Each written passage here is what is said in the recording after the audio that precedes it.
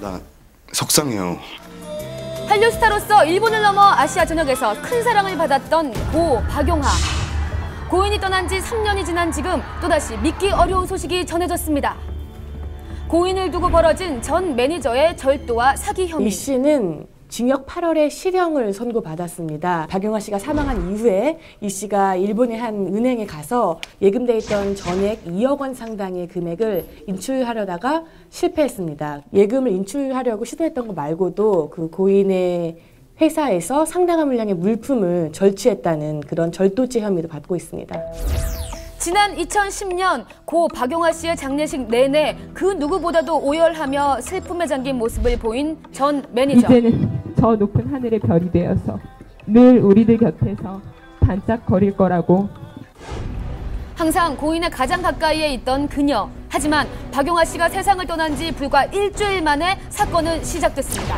고 박용하 씨의 명을 어렵게 만날 수 있었습니다. 전 매니저라는 사람이 금전적인 부분뿐만 아니라 그런 것들을 취하려고 했었다는 게 아픔이라든지 그 분노라는 거는 뭐 이루 말할 수가 없죠. 지난 3년간의 기록을 들을 수가 있었는데요. 7월 7일 날 이제 가 와서 일본 은행에서 거액을 인출하려고 시도를 했는데 가족이 시켰으니까 거액을 다 전액을 빼게 해다오. 굉장히 좀 의심적인 일이다.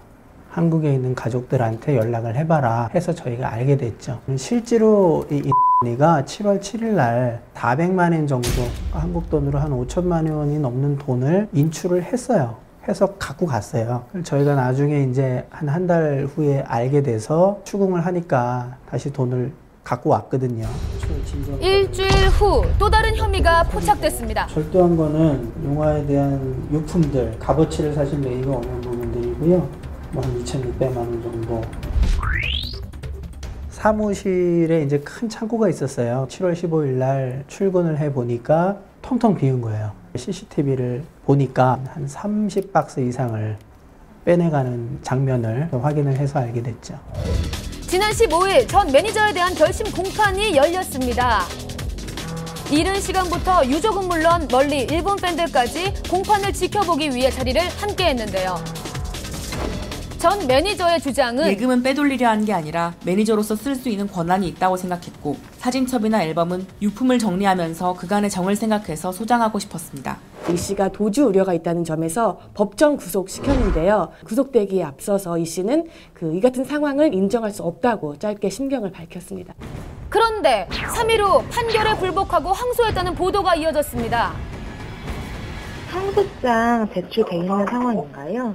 예, 변호사님이 11월 18일자 내셨네요. 아직 기록이 넘어온 상태는 아니고요. 기록이 넘어오지 않았다는 게 아직 항소심 일정이... 아직은 안 잡혔죠. 사과는 있었나요? 사과는 아직까지 전혀 들어본 적이 없습니다. 이가 현재까지도 다른 기획사에서 매니저 일을 하고 있기 때문에 저희 유가족 입장에서는 제2, 제3의 피해자가 나오지 않도록 하는 게 1차적인 또 저희 목적이기도 합니다. 고인과 유족에게 아픔을 주는 사건이 더 이상 발생하지 않길 바랍니다. 네, 브라질에서 체험 프로그램을 촬영하던 도중 경찰이 들이닥쳐 총으로 위협했던 사건. 한밤이 수소문 끝에 브라질에서 방송된